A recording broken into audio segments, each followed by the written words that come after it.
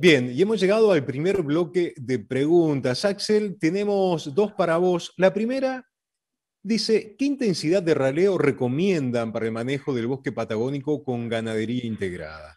Bueno, la intensidad de raleo en general se tiende a lograr aproximadamente entre 1.200 y 1.600 plantas por hectárea, con una cobertura de bosque, o sea, la parte superior, que sea por encima del 50% de la cobertura.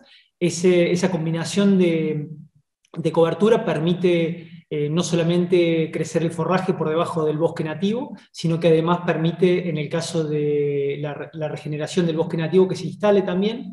Pero es necesario combinar esto con el ajuste de la capacidad de carga que tienen los sistemas. De esa manera podemos contemplar que el ganado se provee el forraje necesario para el ganado, pero a la vez el caso de que el bosque se pueda permanecer en el tiempo. Esa es una combinación necesaria. Generalmente se habla de aproximadamente 1.000, por eso lo menciono, 1.600 plantas por hectárea, un área basal de entre el 30 y 40 metros cuadrados por hectárea, que es otro concepto que se utiliza en la parte forestal, pero es importante considerar siempre el monitoreo en el tiempo, tanto para la productividad forrajera como para la cobertura de bosque. Muchísimas gracias, Axel, por tu primera respuesta. La segunda pregunta para vos. La pregunta es, tengo entendido que el valor de la leña que se saca con el raleo no paga el costo del mismo. Escuché que a veces cuesta afrontarlo. ¿Qué sugiere al respecto? Bueno, como se mencionaba, la parte de intervención forestal, que logra mejorar la capacidad forrajera, normalmente no se paga con el costo de la intervención. Un número aproximado está hablando de que la intervención forestal, lo que yo pudiera vender de leña, me estaría cubriendo aproximadamente el 60% del costo de la intervención, o sea, no lo cubriría. Lo que pasa es que hay que poner el componente mejoramiento forrajero por detrás de la ecuación y el tiempo, porque en realidad cuando se hace la intervención forestal pasan aproximadamente entre 2 y 3 años hasta que se empieza a recuperar y mejorar la producción forrajera bajo el dosel, y recién ahí es donde empezamos a ver la ganancia que tendríamos en forraje. Si nos ponemos a analizar la ecuación completa, necesitaríamos entre 5 y 7 años para recuperar la inversión, pero ya estamos hablando de que una vez que se hace la intervención, tenemos muchos años de poder mejorar y manejar ese bosque, el forraje que está bajo el bosque, entonces ya estaríamos en una ganancia, pero poniéndole el componente tiempo. Bien, gracias Axel por tus respuestas. Preguntas para Juan Pablo. La primera, con ese servicio que hacen ustedes en la veranada que ronda o supera los 120 días, ¿dan por sentado un estacionamiento natural de la aparición más acotado? Si no, no se ve la forma de obtener un ternero por vaca y por año. No sé si es clara la pregunta, pero está formulada. Sí, sos claro con la pregunta, pero déjame recalcar algo. Al resto del país, y viendo la presentación de este campo, verán, un servicio de 120 días es muchísimo. ¿Cómo se maneja? Bueno, acá la vaca es muy particular estos sistemas. Yo explicaba en la suplementación que el mes de noviembre es el mes de Trevelin. Es una producción forrajera increíble. Acá la vaca que entra con muy mal estado corporal al servicio hace un flashing natural. Entonces, todas las vacas ciclan. Entonces, en el primer servicio, si los toros están revisados y tenemos un buen porcentaje de toros, nosotros vamos a tener casi el 60-70% de la vaca preñada. En este caso en particular, de 120 días de servicio, sí, es muchísimo. Pero hay una cuestión operativa, que cuando uno larga los toros a la veranada, generalmente, y hay estrategias que se hacen, intentar hacer el servicio abajo, pero abajo son nuestros campos de invernada. Entonces, gastar el campo de invernada en el servicio es complejo. Se puede usar un ciclo y después subir, para intentar no subir con los toros arriba. Separar los toros, un 5% de toros en el bosque, posiblemente lleve unos 20 días de a caballo, corriendo las vacas, molestando a los terneros. Entonces es complejo en ese caso en particular. ¿Hay algunas estrategias? Sí, hay algunas estrategias. Es adelantar un poquito el servicio e intentar usar los potreros de abajo. Yo en el caso particular del campo de Inda, del cual me encargo, tenemos un rodeo de cría de 100 vacas madre, me pasaba muy parecido a los Mieres. se entoraba el 1 de diciembre y hasta que no bajaba las vacas, no bajaban los toros por una cuestión de que tengo que tener mucha gente trabajando por día, correteando, y es complejo. ¿Qué hice para poder tener una vaca? Y aparte, otra cosa, que vaca que sale vacía, vaca que se vende, ¿no? Se clasifica mucho por fertilidad y no se le da.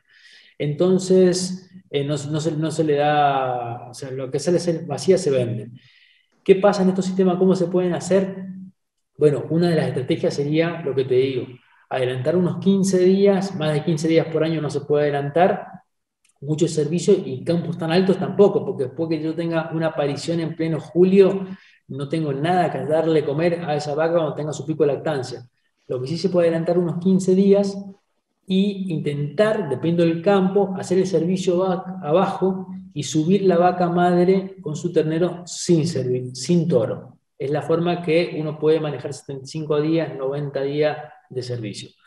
En los campos muy cerrados y es muy difícil hacerlo. Pero bueno, lamentablemente cada uno se tiene que adecuar al tipo de lugar donde está, ¿no? Pero los grandes porcentajes miren, la Patagonia, el porcentaje de destete está arriba del 80%, y productores que no aplican muchos sistemas intensivos ni nada. ¿Y por qué va esto con respecto al país? Por lo que le decía anteriormente, el flashing que tiene la vaca en el mes de noviembre es increíble. Una vaca del 1 al 5, que está en 1,5 de condición corporal, que no está ciclando reproductivamente, en noviembre gana casi 1,5 kg, 1,8 kg por día, entonces gana casi 1,5 puntos y cicla. Eso, cuando es manejado muy eficientemente, hay campos en la zona que tienen arriba del 95% de destete, y bueno, que es bastante interesante. Bien, gracias Juan Pablo. Segunda pregunta para vos.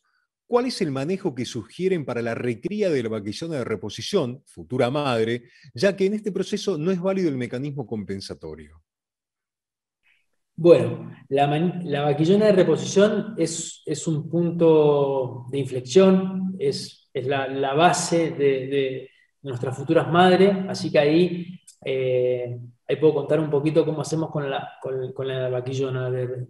Generalmente elegimos las terneras que más nos gustan. Nosotros en el campo aquí de INTA en particular, hace 12 años que trabajamos con la Hereford. Nosotros vendemos toros, la Asociación Cooperadora de INTA vende toros. Así que tenemos un plantel muy, muy lindo y muy seleccionado, y la vaquillona también, tenemos todo puro registrado. ¿Y qué hacemos con la vaquillona? La vaquillona, lamentablemente, en estas zonas hay que trabajarla mucho, muy aparte.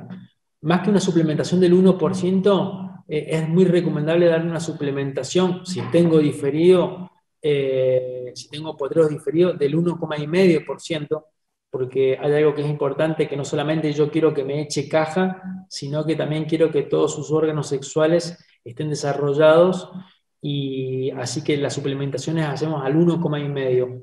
En algunos años en particular, cuando el alimento balanceado en la Patagonia era mucho más accesible que en la actualidad, se compraban alimentos balanceados a pesar de que pagábamos sal y lo sabíamos, con sal, porque de esa forma teníamos hilos de autoconsumo, de esa forma el animal se automanejaba, no comía más de 5 o 6 kilos porque el alimento era muy salado, lo separábamos a cierta cantidad de metros del agua, porque si no, come alimento, toma agua, come alimento, toma agua.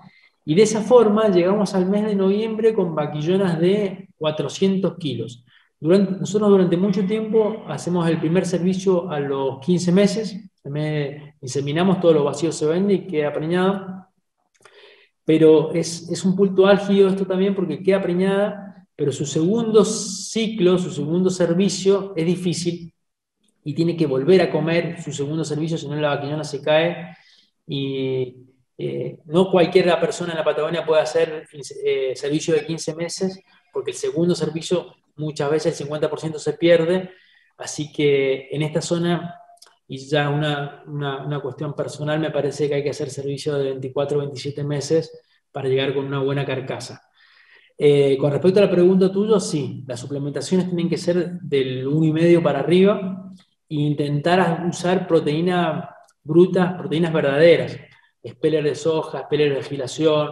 Es muy interesante usar la cebada local. Tenemos la cebada local de nosotros, tiene muy buenas megacalorías, 3,10, casi muy parecido a un maíz, así que cebada local más un speller de afuera, interesante. En el INTA últimamente estamos haciendo ensayos con nuevos forrajeras, con remolachas forrajeras, con un alto contenido proteico y de energía metabólica, con arvejas. Estamos intentando probar para poder hacer lo más eficiente posible y todo lo que la Patagonia produzca, poder hacer nuestros animales de lo que tenemos. Muchas gracias, Juan Pablo. Por tu segunda respuesta tenemos la última para vos. ¿Cuál sería la propuesta para tener, bajo estos sistemas, un novillo más pesado que supere los 450 kilos?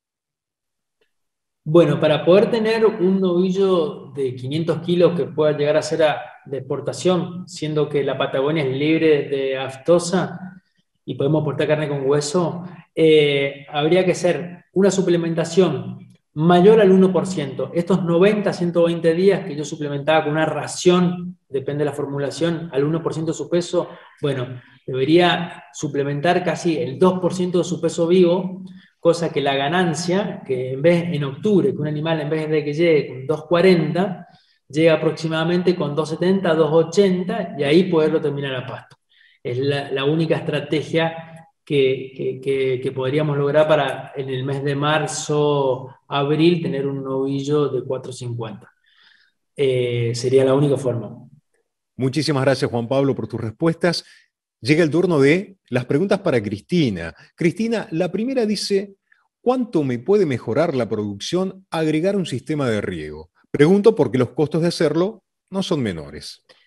Bueno, en respuesta a cuánto va a mejorar la producción si uno decide invertir en riego, en estas zonas el manejo del agua es clave. Al menos en Patagonia Sur, la gran dificultad que tenemos, o la gran limitante incluso ambiental, es que cuando hay temperatura para el crecimiento vegetal, normalmente no hay agua.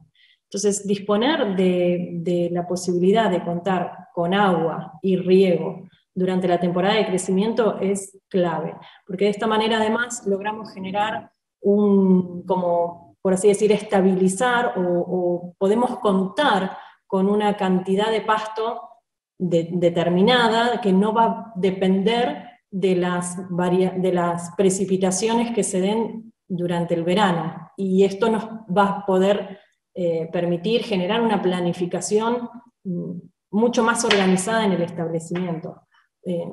Por supuesto, esto a su vez nos va a ahorrar el hecho de tener que salir a comprar fardos o forrajes o reservas fuera del establecimiento.